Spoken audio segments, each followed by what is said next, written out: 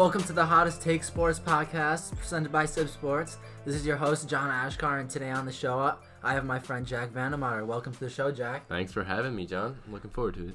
All right, so this is a big week for Cleveland. We have the All Star game coming up. We just had the NBA draft, and the Browns are about to start training camp. So as you know, the All Star game's in town. It's happening this weekend, and a lot of fun events are planned. Futures games this Sunday. The Indians have two representatives, Daniel Johnson and Nolan Jones, so that'll be fun to watch. On Monday night, we have the Home Run Derby, so I'm looking forward to that. Yeah, it's a big event. In the hometown, Cleveland, Ohio. It's a big event this year. We have Carlos Santana representing the Indians going against the home run crushing rookie Pete Alonso, so that'll be a matchup to watch. And then you have league MVP Christian Yelich in it. Versus Vlad Guerrero Jr. Yeah, Vlad Guerrero Jr. That's a good matchup. I'm looking forward to that. The rookie. Vlad could be a sleeper. And then Ronald Acuna. Oh, my God. Versus Josh Bell. Yeah, Josh Bell. Big chunk. The star from the Pirates. And then lastly, we got the biggest event of the weekend, the All Star game. And that's going to be a lot of fun. The Indians have 4 representatives now because Shane Bieber just got added to the roster. Let's go. So we have Carlos Santana, who's also starting the game, so Home Run Derby and starting the All Star game. He could really be a hometown hero this weekend. And then we have fan favorite Francisco Lindor up there with the Baker Mayfields of Cleveland. Yes, sir. Big star. That'll be loud when he comes in. And then we have reliever Brad Hand, and he's just been lights out this year, so that'll be fun if he gets into the game. Yeah, looking forward to that in the hometown. Yeah. So that'll bring a lot of money to Cleveland, especially for Paul Dolan. He'll be really happy. Oh, my gosh. Yeah. Cheapest GM in the league. I'd not say that. But anyways, yeah, it'll be a really fun weekend, and we're excited for it. So futures game. Yeah, the futures game. What about it? Looking forward to that. That's a big thing for the Indians. What are your thoughts? I mean, it'll be a great display of talent and future prospects, and especially with Nolan Jones. He's in Lynchburg right now. Hopefully, we can see him get moved up to Akron. And Daniel Jones, we got him for Yan Gomes. He was the big piece in that trade. He was the Nationals' number 7 prospect last year. So it'll be fun to see him play at Progressive Field and see what we got, especially since Yan Gomes is struggling this year. And Roberto Perez has actually really stepped up to the plate, hitting over 240 with 15 home runs. So it looks like maybe Chris Antonetti did pull off a little steal there. Yeah, very good point. And same with Carlos Santana, how we kind of acquired him back. He's been big considering Jose Ramirez's slow start. Yeah, I mean, it's more than a slow start, but considering in his last 17 games he is hitting .282. Yeah, so it's good to see. Yeah. All right. Another big thing happening right now in Cleveland is NBA free agency. So it's big, not directly to us because we're not signing anyone. We don't have any cap space. We're currently $145 million deep in roster space right now. Thanks to Kevin Love and Tristan Thompson. But it is deep because we all love LeBron James, and LeBron James is making some big moves in LA. Yeah. LeBron James, to that point, there's still some big free agents out there, Kawhi Leonard being the most notable. And there's Danny Green's of the world, Boogie Cousins, who I think a lot of people totally forgot about and faded just because of his weak move to some and respect. weak play, yeah, and injuries actually now. So it's definitely a concern, but people forget that 2 years ago he was considered one of the best centers in the league. So yeah, people are projecting him to be a star in the league in a couple of years, and now teams don't want to even sign him for a mid-level exception. But going with our favorite LeBron, he got Anthony Davis, but if you sign one more max player, you really don't have any money to develop your bench. So what do you think would be the best move for LeBron to do in LA? Well, it's tough because I saw a little graphic the other day, and they literally have 6 people on their roster right now signed. So, as much as Kawhi to LA would be huge for them, it would also be kind of rough because they really are not. They're going to have a pretty weak bench. A G League bench. They won't have any money. So, I still think that's something they should go out for because, I mean... If you can get Kawhi Leonard, you get Kawhi Leonard. You're not going to not do that. LeBron, Kawhi, and AD don't even need a bench. I mean, those are 3 of the top 7, arguably, maybe even more best players in the league. But would it be the worst case if they didn't get Kawhi? I don't think so. I don't think so. I think you still got players on the market that they can go for. And while LeBron's window for him being a great player is definitely closing, He's still got a few years left in the tank. And then there's obviously players, too, who have shown interest in wanting to play in LA if Kawhi doesn't go, like Danny Green. Danny Green, a sharpshooter who would, I think, work really well with LeBron, always shows up in the playoffs, which would be huge. Especially in Toronto this past year, too. Yeah. You saw him help lead Toronto. He was a huge piece helping Kawhi Leonard. There's also other teams making big splashes in free agency, like the Boston Celtics with their deep pockets signing Kemba Walker and Enes Kanter. So that's an interesting move. I think it's a great move because for years I've been saying Kemba Walker's one of the more underrated players in the league, kind of stuck on a weak team with no surrounding help. Now he goes to Boston, gets some surrounding help. But how do you think that affects the younger players on that roster? See, I don't really like Kemba Walker in the first place. I'm not a huge fan of him. But I think one of the big things this offseason was for the Celtics to just give their young core a chance. Because as you saw with Jaylen Brown and Jason Tatum, that team 2 years ago when they faced LeBron in the Eastern Conference Finals was a lot better than the team this year that they had with Gordon Hayward and Kyrie Irving. Yeah. So now they're bringing in Kemba, and they still have Gordon. I think Kemba's just a much better leader in come playoff time. I think he'll be much better than Kyrie or Gordon Hayward. Gordon Hayward's been a huge flop in Boston. The signing that I like the most for the Celtics is definitely Enes Kanter. They were really lacking like some height on the team, so signing a 7-footer who plays really hard. I like that honestly more than Kemba Walker. Especially with the departure of Al Horford, who goes to the Sixers. And Aaron Baines. Big Aaron Baines, GOAT. No, but I definitely think that was a big move for them. Let's talk about another big powerhouse. What about the Sixers? Did they get better or worse, honestly, is the question. I think the Sixers got better. I do not like Jimmy Butler. He is not a team player. He's not a team guy. He's not a likable person. He hits on other people's wives, Dwayne Wade. Yeah, but I don't know. That's a joke. But still, like, I really don't like him. I don't think he helps with chemistry. Having 3 starting small forwards on your team doesn't help. So you go out and add another power forward and Al Horford, who could also play center. And yeah. So I disagree and agree with some points he just made. First of all, Jimmy Butler, I totally agree. I think he's overrated.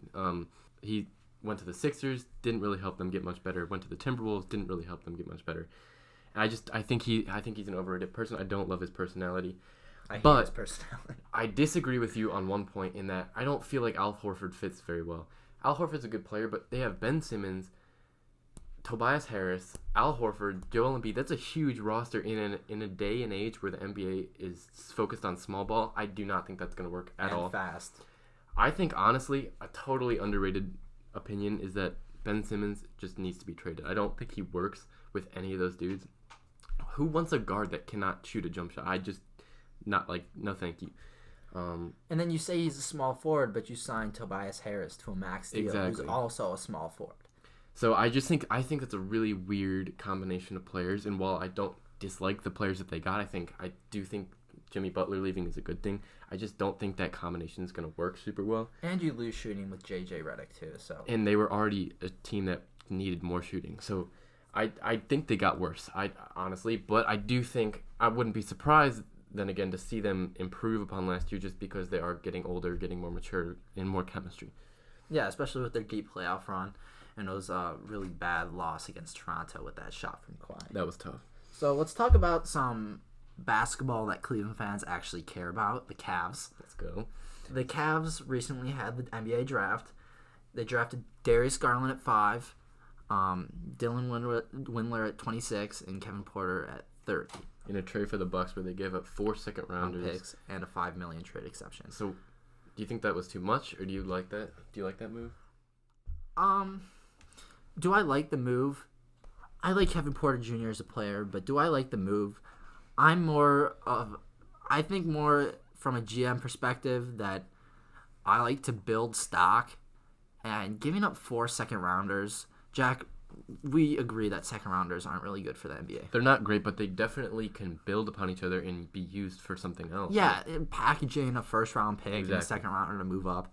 But instead, we traded 4 second-rounders that we've obtained over the past couple years and got them for a kid who averaged 9 points.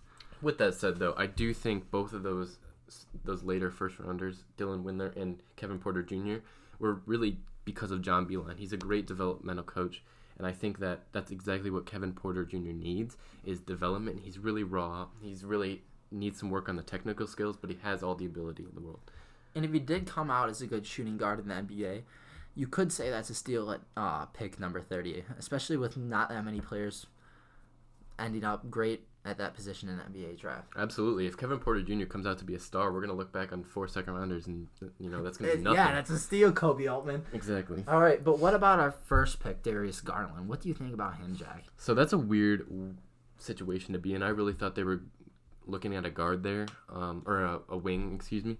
You had DeAndre Hunter, who got sniped right before us, and then Cam Reddish. You had Cam Reddish. You had Jarrett Culver, who I liked. John, you didn't really like as much. Like Jarrett Culver. He can't shoot. But so I do think the Garland is a little bit weird considering we just drafted Colin Sexton, and I think he actually had a pretty solid rookie year. Definitely one of the more overlooked rookie years. We're both Colin Sexton advocates. Yeah, I like him. But so what do you do with Darius Garland now that you have 2 point guards on your roster? So you have 2 point guards. Does that fit?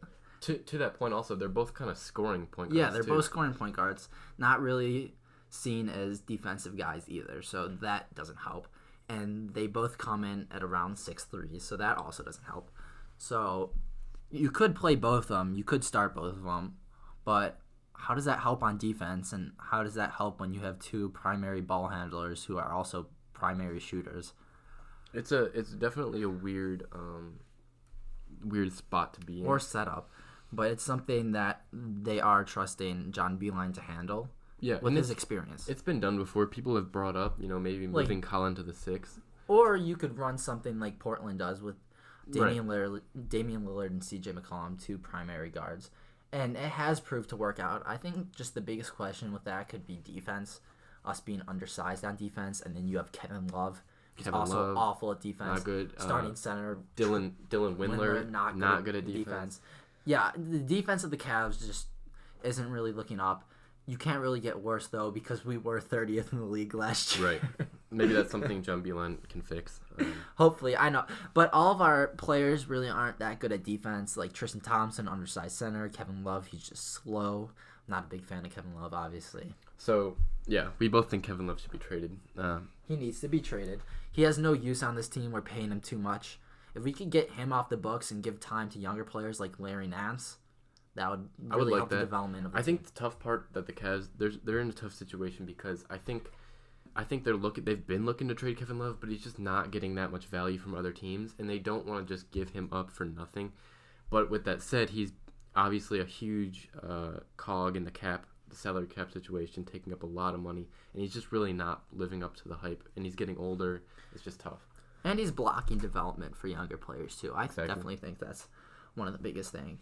So, a lot of people think Kevin Porter Jr. was a steal. What about Bull, who goes really late at 44 to the Nuggets? I was a big advocate on having Bull at 26. Again, this Cavs team is a big development project. So, Bull was arguably one of the biggest projects in that draft, being at 7'3", with injury issues, only played about 10 games at Oregon. But I think they should have taken a shot at him at 26. I think that would have been a great pick. The upside and the value at 26 is like, who cares? It's crazy, yeah. He has the potential, if he can stay healthy and maybe get a little meat on his bones, like he has a shot. He can shoot. He's wet from 30, like straight up. Like I think honestly, like I just don't understand how you don't see the value and at least take a chance. It's a second round pick, 44. I mean, we did take Dylan Windler instead, so let's talk about him a little bit. Okay. He's the only one of our rookies to play in the Summer League so far. And he's been all right. I mean, he had that great first game. Yeah, where he scored 19 points. He hit that deep shot. That was all over social media, Bleacher Report, House of Highlights. Everyone loved it. I loved that. I mean, you gotta love to see it. He did sizzle off a little bit and ended up averaging 10.3 points a game, with the Cavs also losing all 3 games, so it kind of reminded us... pretty large margin. Yeah, it reminded us of the regular season. Yeah, we're tanking, and it's only Summer League, so we'll see. There's no Zion in this next year's draft, so I don't know what our plan is for that. But we might not even have our first round next year. We traded it to the Hawks. It is lottery protected, but guess who the Hawks just traded that pick to? Who? I don't even know. LeBron and the Lakers. The Lakers? Yeah, Ooh. so LeBron could still be owning us from LA with our first rounder next year, so we'll see what happens with that. Yeah. He could still be Cleveland's daddy, but we'll see. You want to talk about some exciting Cleveland sports right now, something that's not developing, like the Cleveland Browns? What's going on? Well, everybody knows the Cleveland Browns right now. They're in the middle of every spotlight, NFL Network, ESPN, Fox. Everybody can't stop talking about him, especially star quarterback Baker Mayfield, repping his jersey right now. But one of the biggest problems right now, or one of the reasons why we are in the spotlight, is Kareem Hunt. So everyone knows what happened to Kareem Hunt on the Chiefs last year. He got in that domestic altercation with a girl at a hotel in downtown Cleveland. Yeah, in his hometown, which is I mean, yeah, cause for concern. You know, that's where it happens. It's not necessarily the first place you want him to be, but this weekend, he gets in another. He got in a physical altercation with his friend at a bar in downtown Cleveland, which is not a headline you want to see, especially with the player that the Browns are trying to develop into a better person. And the player that he's saying he is, it does question how truthful, that is. What's your opinion on Kareem Hunt? Overall. Okay, I mean, first of all, it's impossible to ignore the talent that he brings to the table. Talent's there. It's never been a question.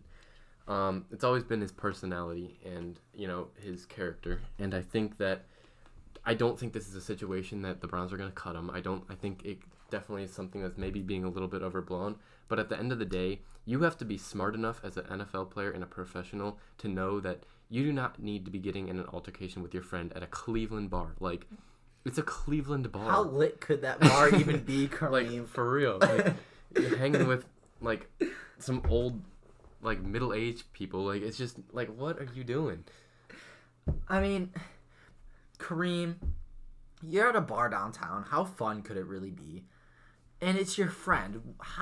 How angry could you be at one of your good friends that you guys get in a physical altercation and someone ends up calling the cops? Like, is it really that deep? Is it? Yeah, really. Come on. That you're gonna risk like everything that you just worked for. The Browns were one of the only teams in the NFL to want to give you a chance. They're your hometown. Everyone, or not everyone. A lot of Browns fans are happy to see you. A lot of people that are domestic violence advocates are not happy to see him. Right. But yeah, he's a hometown boy. His mom's helping out the city of Willoughby. She bought a bunch of tickets for the kids there. Right. And it would just be great to see him play here. But, I mean, it just shows, like... How far has he really developed? How far has he really got? How much trust does he have in the Browns? Because they're trying to make him into a good person. He got baptized and everything. Like, he's really trying to prove, like... He got baptized. He got baptized. Like, Kareem? He's really trying to prove how good of a person he is.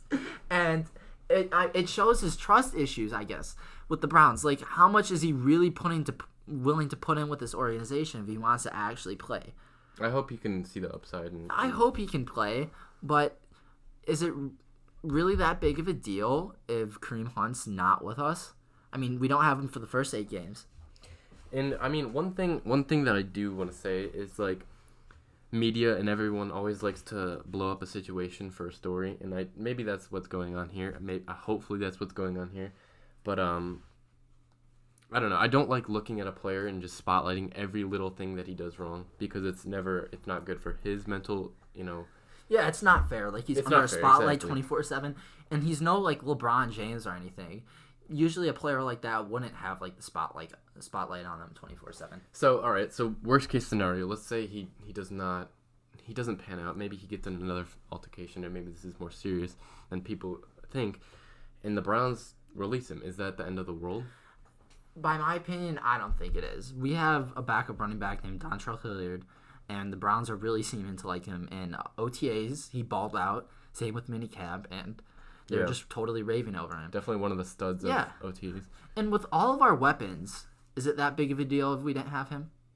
No. I mean, honestly, with Nick Chubb having a great rookie season. And kind of Duke Johnson. Obviously, right now, that situation's, to be determined. That's another situation to talk about. I do think if Kareem Hunt goes, then I don't see why Duke Johnson... I think that's the biggest reason that Duke Johnson wants out. It's not that he doesn't like Cleveland or doesn't like the team. It's just his opportunity is limited. We can talk about it a little bit for a second.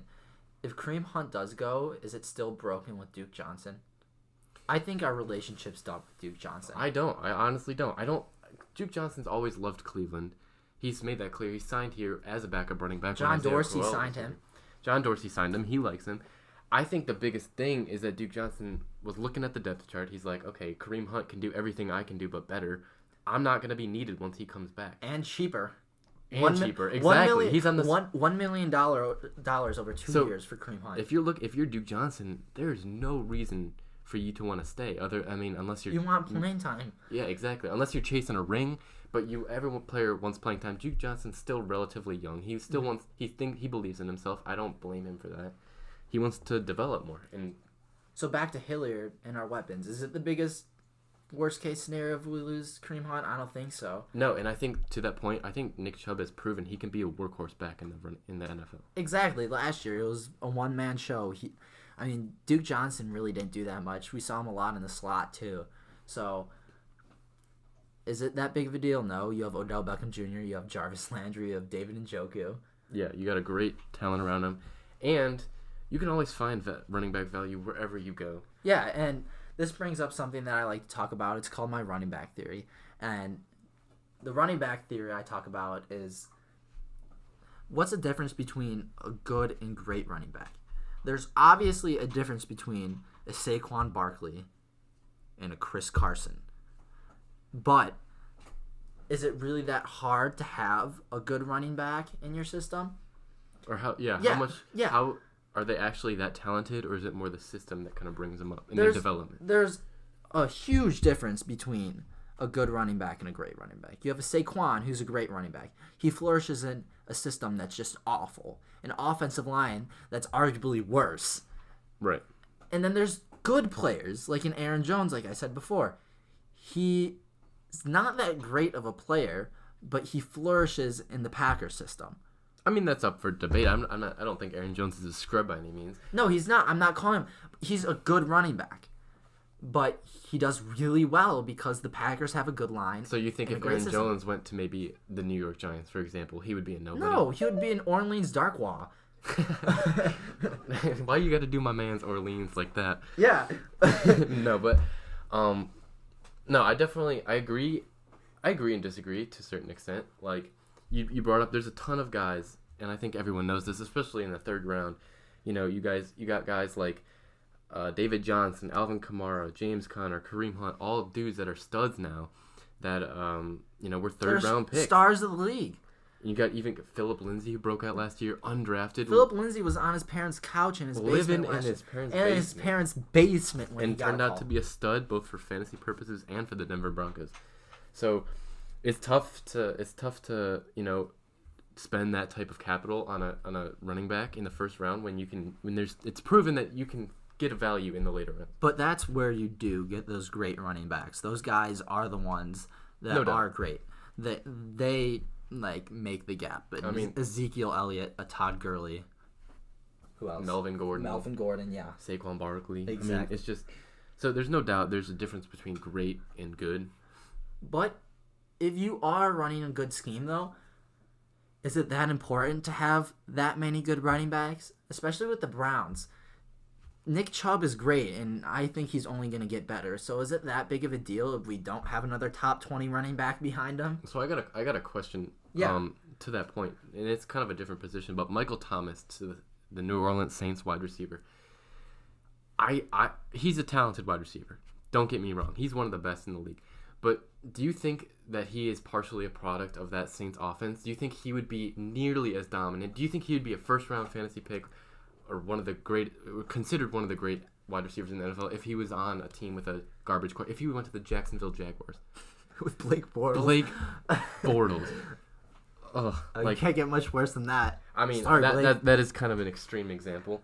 But or to the Cardinals with Josh Rosen. Oh no, he's on Miami now. Yeah, but anyways, Michael Thomas isn't a good example to bring up with me, especially since I'm an Ohio State guy. That is true. That is true. I just think he's he's kind of a product, a little bit of those things. Yeah, you could say. I mean, there's system stuff, especially with Tom Brady, system quarterback. But system quarterback. Sorry, New England Patriots fans. we're trying to trigger you on purpose. But anyways, Michael Thomas, after watching him, that dude just hauls in everything. He does. Drew Brees is a great quarterback. Sean Payton has an amazing system. That's why he's been coaching for years. Right. Yeah. You could definitely say, obviously, with the worst quarterback, wide receiver is not going to be good. But with the type of system, Michael Thomas might be a little better than he is. But personally, I do think he's a top 3 wide receiver in the league. Just because of how talented he is. And he showed it in his college years, too. So I agree with that. But something I just thought of is, you know what, maybe there are differences between how good a running back is versus how, I think Aaron Jones and Jamal Williams are in the same system, but I think Aaron Jones is a better player. Yeah. So there's definitely a difference in, the skill set. I'm not going to say any running back that you draft in the 3rd round is going to be a stud. But the difference could be the system in whether they're a good player or considered a good player or a bad player. I think there's guys in a worse system that might be a better running back than guys that are widely considered a better player. Yeah, like a Jordan Howard. He's in a great system. He was a 5th-round pick. You have Tariq Cohen, who's also in that same system. He was a 4th-round pick. Do you think Jordan Howard's that great of a running back, though? I don't know, but that's what I'm saying. I don't think he's that great of a running back. I don't think Jordan Howard's that good of a running back. To that point, if Jordan Howard was running behind the Dallas offensive line, he would be might be considered one of the best running backs in the NFL when he's really just and maybe he can't average. even catch too. Exactly. So it's I do like that theory about this that it's. But there's obviously some bumps that come up with it. But yes, there's definitely a difference in talent. So talking more about the Browns, we had one of the worst head coaches in the history of football. Do we even need to say his name? I don't want to say his name on the podcast, but I am. Disgusting. His name is Hugh Jackson. The lamest head coach in the history of the NFL. What, 2 wins? 2 wins. Yeah. Oh my god. Hugh, you outdid yourself. 2 wins. You have to try. You have to try to be that bad. Legitimately. All right. So, anyways, about Hugh Jackson, you're asking, why are we bringing this fool up? He's gone. Let's just forget about him. Well, our one friend, we don't have a name for him because we don't want to get him in trouble, works at a local ice cream store. And Hugh Jackson, throughout the years he's been here, has come into the ice cream store and got an ice cream. So you're saying, why is this a big deal? Everybody likes ice cream unless you're lactose intolerant. And it's just a big deal because of what he gets. You want to tell him what he gets? Yeah, so every time Hugh Jackson comes in, according to our friend Ladis, he gets a vanilla milkshake. All right? And there's not much wrong with the vanilla milkshake. Some people would be like, what's wrong with a vanilla milkshake? It's a vanilla milkshake. It's so plain, Hugh. It's so plain, just like his tenure with the Browns. Just boring. It's a vanilla. Get cookies and cream. Get cookie Spice dough. It up a little bit. If you're going to go plain, go chocolate. It's not hard, Hugh. It's obviously not just your decision-making on the field that's bad. It's your ice cream decision-making, too. He just fails at everything he does. Okay, that's okay, a little overstating, but, come on, Hugh. A vanilla milkshake. That's gross. It's disgusting. Oh, man. Hugh, I don't know what the NFL's going to do with you, but... I think he's done. There's no way anyone could hire that. I mean, just getting vanilla milkshakes on top of it all. You look at... Yeah. Right, give me your resume. 2 wins? Okay. All right, fine. You know what? The deal breaker. We walk into an ice cream shop. What are you going to get? You say vanilla milkshake. What are they going to think of you? We're not hiring you, Hugh. Nope. Gone. Out the door. Bye. Have a nice day. All right. Thanks, Hugh, for giving us something to talk about. There's not much good to talk about with you. So that's going to be all for us today. Thank you, Jack, for coming on the show. Absolutely. Thank you for having me. I'm looking forward to doing that again. And now our producer, Matt Rosenthal, has something to say. All right. Thank you, guys, for making it this far and listening to the Hottest Take Sports podcast. You can find this on iTunes or on your favorite podcasting app. Make sure you hit the subscribe button to stay updated with our weekly show. Also, make sure you rate the show and leave some feedback. We need that feedback. Thank you all again, and we'll see you next time.